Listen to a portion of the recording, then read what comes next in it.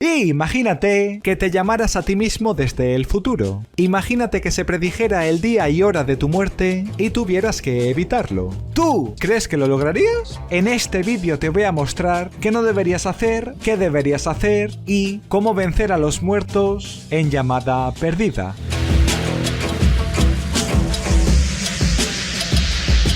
Esta es la historia de Beth, una chica que organiza una fiesta e invita a Brian y Lian, dos que eran novios, rompieron la relación, pero lo importante es que una amiga de la chica ha muerto recientemente. Se llamaba Shelly y se ahogó en el estanque de su jardín. Fue la primera víctima de las llamadas perdidas. Y la segunda me temo que será Lian. Su teléfono suena y descubre que le llamó Shelly después de morir. Pero en el mensaje no se escucha su voz, sino la de Lian. Es ella advirtiendo a alguien de que unos seres la están persiguiendo y luego se escucha como grita. Total, que desde ese momento la chica ve a muertos mientras está en la universidad, mira como 100 pies se incrustan en la mano de Beth y cuando la clase termina y ella vuelve sola a casa, los malos malísimos se quedan observándola en las calles de la ciudad. Por eso llama a su amiga, que se había marchado hace unas horas, y le explica qué le está pasando, que desde que recibió la llamada perdida, que su fecha es de hoy a esa misma hora, está sufriendo visiones perturbadoras. Y como la protagonista está cerca de donde se encuentra Lian, sale de su casa y corre para salvar a su amiga. Para salvarla antes de que los seres que la están persiguiendo la maten. Sí, todo ocurre igual que en el mensaje de voz que escucharon el día anterior.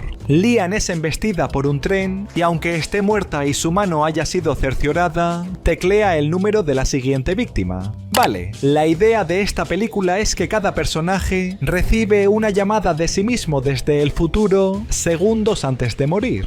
Y por lo tanto la forma más fácil de vencer cada una de esas muertes es cambiar su destino en el periodo de tiempo que tienen desde que contestan a la llamada perdida hasta que son asesinados. Era, en el caso de Lian, escuchar que en su mensaje de voz sonaba de fondo el ruido característico que emiten los trenes en movimiento, y así haber evitado entrar en este puente peatonal, en esta estación. Así, el día a la hora en que se indicaba cuando iba a morir, haberse encerrado en un lugar lo suficientemente seguro para que los muertos no acaben con su vida, ya que como habéis visto a la chica la empujan hacia las vías del tren y esto ocurrirá con el resto de muertes. Siempre actúa una fuerza sobrenatural, y que mejor para defenderse que aplicar la estrategia que pone en práctica la protagonista de una película con una trama muy similar a esta, Destino Final 2, donde esta chica se encierra en una celda acolchada para que nada ni nadie pueda lastimarla y así escape de la muerte. Ella ingresa por voluntad propia en una institución mental, pero cualquier otra víctima de las llamadas perdidas puede alquilar estas salas de reclusión a buenos precios. Hay un montón en el país donde se encuentran, Estados Unidos, porque se usan para películas, vídeos musicales, etc. Especialmente en el centro sur y sureste de Massachusetts, que, por el código de área de las llamadas 508, sabemos que es donde se dan todos los eventos de estos largometrajes, ya que ese estado está próximo a Nueva York, a pocas horas considerando que todas las víctimas de las llamadas perdidas cuentan con al menos 2 días de vida, y ahí es donde están la mayoría de recintos cubiertos por cojines, aparte de contar con camisas de fuerza.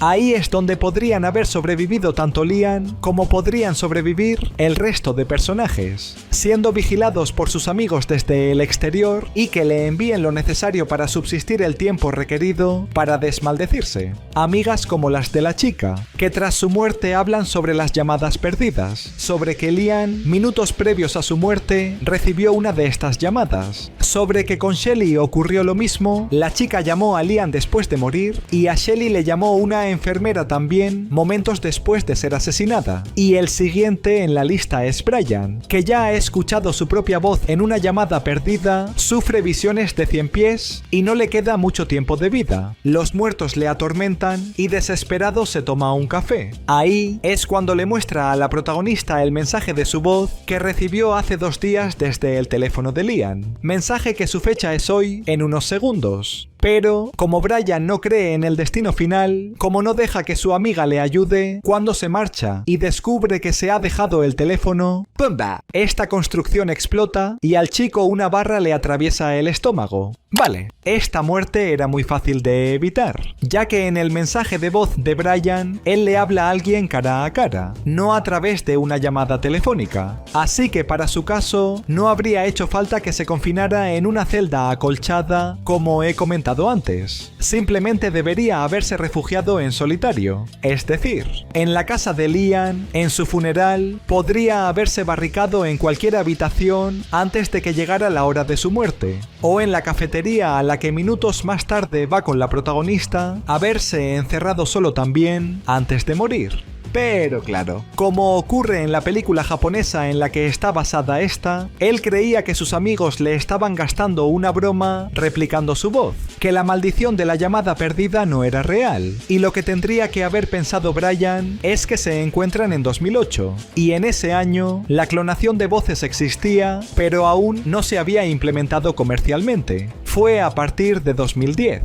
Pero bueno, tras la muerte de Liam y Brian, Beth acude a la policía y les explica cómo funciona la maldición de las llamadas perdidas, pero no a esta agente, sino a Jack, un detective que es el hermano de la chica que murió antes de Shelley, que sabe que todos los cadáveres expulsaron de su boca un caramelo rojo y que está claro que hay una conexión entre ellos. Así que Jack le entrega su número de teléfono a Beth y le pide que le llame si descubre más detalles del caso. Y eso es lo que pasa cuando la protagonista vuelve a casa. Ahí está Taylor, que cree que será la siguiente en la lista, y para que se le quite esta idea de la cabeza, Beth desconecta la batería de su celular, y también la del suyo. Pero, me temo que eso no sirve para librarse de los muertos, que aún así son capaces de que funcione cualquier dispositivo móvil, de que como ella mismo anticipó, Taylor será la próxima muerte ese día, a esa hora, y que será asesinada como se muestra en este archivo, un vídeo en vez de los mensajes de audio de las anteriores víctimas. Y esto angustia a las chicas, que por la mañana Taylor le entrega su teléfono a sus compañeros de clase para que se borren de su agenda, y entre ella y Beth cancelan el servicio de ese móvil y por último lo destrozan y lo arrojan a las alcantarillas. Vale, y esto, como seguramente intuiréis, no servirá de nada. Si eres la siguiente víctima de las llamadas perdidas, no importa que te deshagas de tu teléfono, ya has sido maldecido.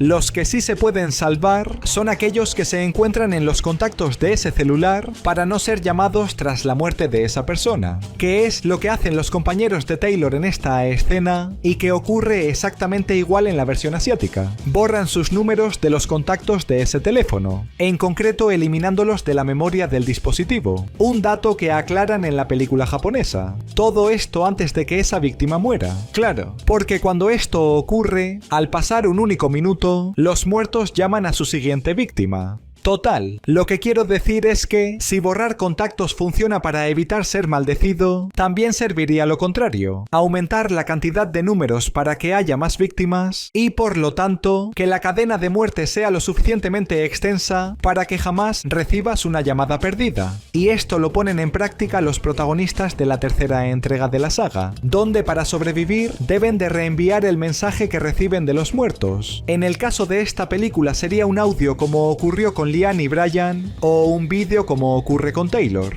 ya que según cómo se rige esta maldición, cuando le envías estos archivos a otro humano e interactúa con ellos, automáticamente pasa a ser la próxima víctima de los malos malísimos. Y para conseguirlo, Beth podría hacer un wangiri, la famosa estafa japonesa de las llamadas perdidas, donde gracias a un sistema automatizado se lanzan llamadas aleatoriamente y se deja sonar el teléfono una o dos veces antes de cortar, para así generar curiosidad a la persona llamada y que de esta manera escuche el audio o vea el vídeo que le habrás enviado, que le pases la maldición. Y para ello, la protagonista solo debería comprar un marcador automático de llamadas. Pero no, porque en casa ella llama al detective, ya que los dos saben que las llamadas perdidas no acabarán hasta que no encuentren quién las empezó. Saben que a Brian le llamó Liam, a Liam Shelley, a Shelley su hermana y a su hermana una madre de 2 hijas, Marie. Por eso los dos van a su su casa, y como Jack es policía se cuelan. El piso está hecho un desastre, pero lo relevante es que hay un grupo de 100 pies y figuras como los de los muertos que ven las víctimas de las llamadas perdidas. Y es que resulta que las hijas de esa mujer sufrieron negligencia infantil. De ahí que fuera internada en un hospital, que es donde trabajaba la hermana de Jack. Y es que resulta también que la madre padecía síndrome de Munchausen. Siempre quería atención y por eso lastimaba a sus niñas, para que tuvieran atención médica. Todo esto hasta que mató a una de las hijas. Ellie, la hermana del detective que era enfermera, lo descubrió y la mató a ella también.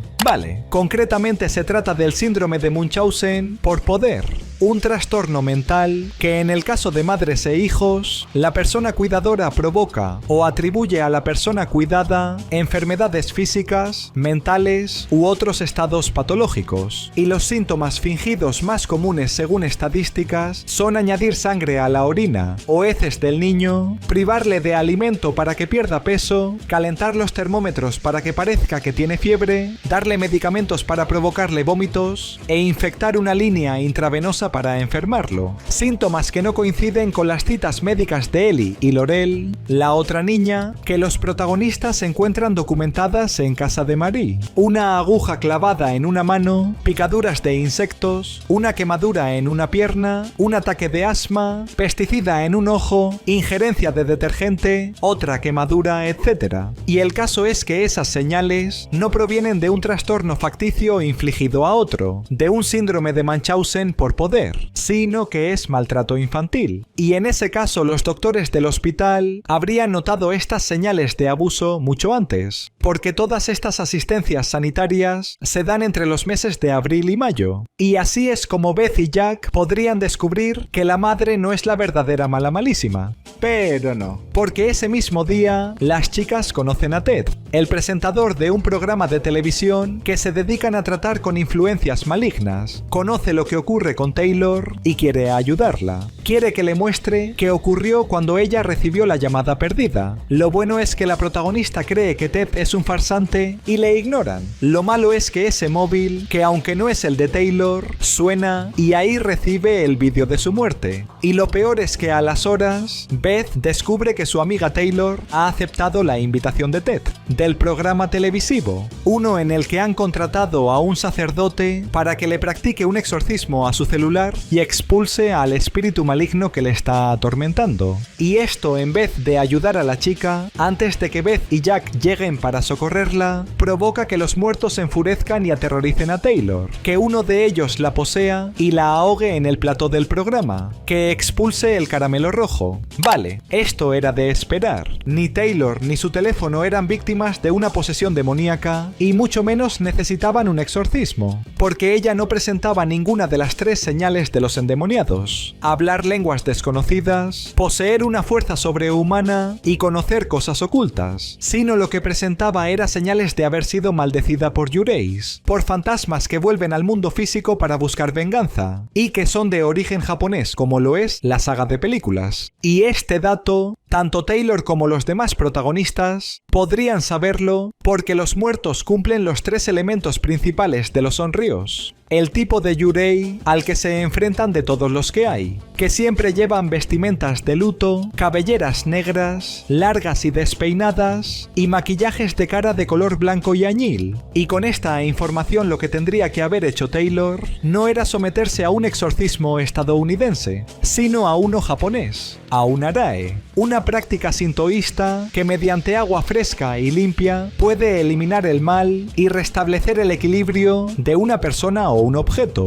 En otras palabras, lavarse las manos, rociarse agua sobre el cuerpo, enjuagarse la boca y, en el caso de la chica, haber metido su teléfono en agua para purificarlo, para deshacer la maldición de las llamadas perdidas, que curiosamente Taylor y Beth lo hacen cuando lo arrojan a las alcantarillas, que son aguas residuales, ni frescas ni limpias. Pero bueno, sigo, porque tras la muerte de Taylor, la protagonista recibe una llamada perdida. Me temo que ese día a esa hora morirá, así que cuentan con poco tiempo para continuar con la investigación, para hablar con la hija de Marie, que está en un hogar adoptivo porque hubo un incendio en el hospital y la madre escapó. Lo malo es que la niña no ha dicho una palabra cámara desde que esa tragedia ocurrió. Lo bueno es que el tono de llamada que las víctimas reciben proviene del oso de peluche de la niña. Todo está relacionado. Y esto nos lleva a la típica escena de las películas de terror donde buscan información. En este caso sobre el incendio del hospital. Así descubre que la madre no escapó, sino que murió calcinada junto a su hija y nunca encontraron el cadáver porque su cuerpo sigue allí y su espíritu es el que está atacando a través de los teléfonos. Y así a los minutos, Beth llega al hospital, que a causa del incendio está abandonado, pero no lo han cerrado. La protagonista entra, activa la electricidad del lugar y camina por estos pisos. Camina hasta que los muertos la arrastran por este pasillo. Lo bueno es que el detective la ha seguido. Lo malo es que pumba, Marie lo separa. Y lo bueno también es que aunque a la protagonista le queden apenas minutos de vida, haya el camino hacia el cadáver de la madre,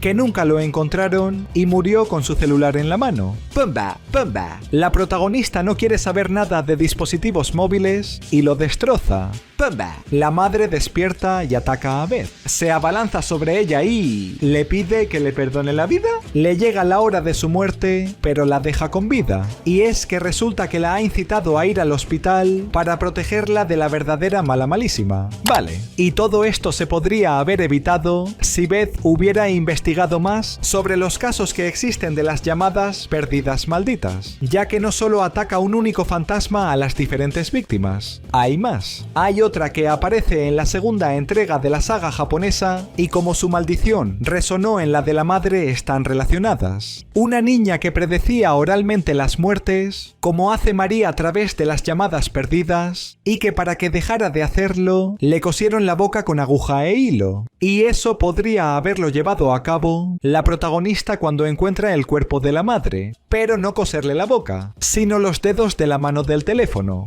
porque así es como aún estando muerta, asesina a sus víctimas y luego marca los números de las próximas. Una situación similar a la de la antagonista de la serie de Llamada Perdida, ya que aparte de las películas estrenaron un drama televisivo y ahí, cuando dan con el cadáver de la madre, para que no acabe con los protagonistas y deje de matar a través de las llamadas perdidas, lo que hace uno de ellos para vencerla es engañarle, es hacerle creer que se sacrifica, luego en el hospital se recupera para que la ira contenida de la madre, que todo honrio tiene, se libere y así se desvanezca. Algo que podría haber hecho Beth en caso de que Marie le hubiera atacado. Así es como en la serie consiguen el teléfono de la mala malísima con el que controla el de sus víctimas. El mismo que aparece en esta escena. El mismo que a las horas en el hospital la policía se lleva. Así que todo ha acabado, ¿no? Beth se despide de Jack, vuelve a casa y el detective regresa al hogar adoptivo para informar a la niña que su madre ha muerto,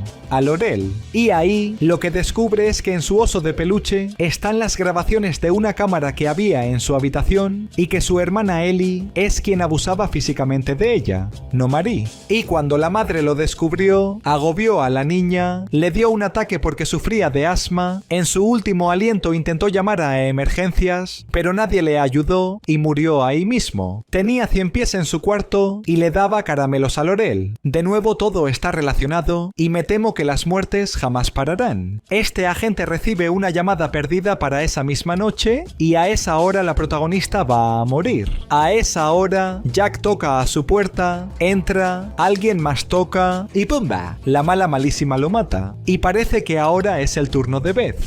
Que no, es la protagonista y épicamente la madre le salva la vida. Así Ellie queda atrapada en el teléfono y aunque el detective haya muerto, Beth sobrevive a la maldición de las llamadas perdidas. Vale, rebobinemos. Porque como habéis visto en esta escena, Ellie, la verdadera mala malísima, sufría de asma. Y no solo sufría, sino que tras morir, cuando es un espíritu vengativo que acaba con todas estas personas, sigue padeciendo esta enfermedad crónica, ya que antes de cada muerte, siempre se escucha el sonido característico de un inhalador para asmáticos. Podéis oírlo vosotros mismos. Aparte de que la propia protagonista lo menciona en esta escena, cuando encuentran el inhalador de la niña en la casa de Marie. Es decir, Como ocurre con cualquier persona que padece asma, Ellie aún necesitaba inhalar para controlarlo cada cierta hora, y aprovechándose de esta afección, es como los protagonistas podrían haberla vencido sin que Jack muriera. En concreto, antes de llegar al hospital, como contaban con unas 4 horas antes de que Beth muriera, los dos podrían haber conseguido y haber atacado a Ellie con polvo, humo, vapores químicos o cualquier gas que le hubiera desencadenado una crisis asmática, que es exactamente como muere cuando es humana y que no es casualidad que así muriera también cuando es un espíritu.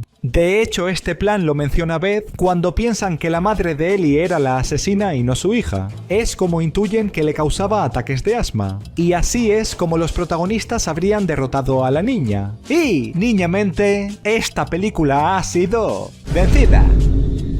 Esto ha sido Llamada Perdida. Seguro que ya sabes cómo vencer a los muertos. Si has llegado hasta aquí, dale like, suscríbete y ponme recomendaciones en los comentarios. En el próximo vídeo más, pero no mejor, porque eso es imposible. ¡Venga!